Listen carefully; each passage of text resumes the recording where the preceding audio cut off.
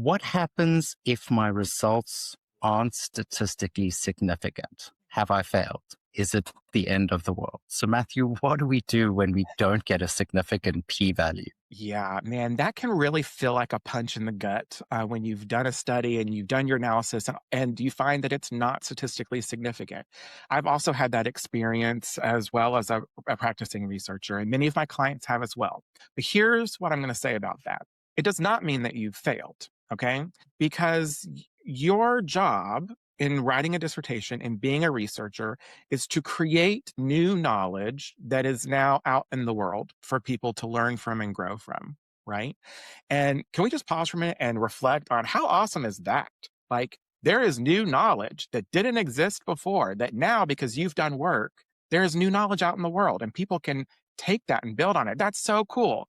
And so, even if your results are not statistically significant, they might still be practically significant. And that's something we can talk about. But also, we can talk about how they are not statistically significant and what that means for our field, for the industry, for the world. That is so important. We talk a lot about publication bias in our field and research world, where we just pocket things. We go, oh, that wasn't significant. We throw it in the trash. Well, every time you do that, someone else is going to rerun that study and then they're going to throw it in the trash. And that might happen 20 times. And that's 20 studies that could have just been not ever done. We could have done more productive things if that first one had been published. So be proud of your work, be proud of the new knowledge that you have created, and accept what those results are and move forward with it. To add an example as well, my wife did her master's. She got a non-significant result. None of her tests were significant, but she got a distinction for her master's. And the reason being is that she engaged critically with why those results were insignificant.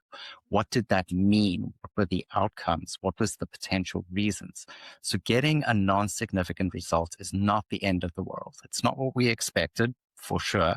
But then it becomes our goal as a researcher to figure out why that's the case and how we can present that.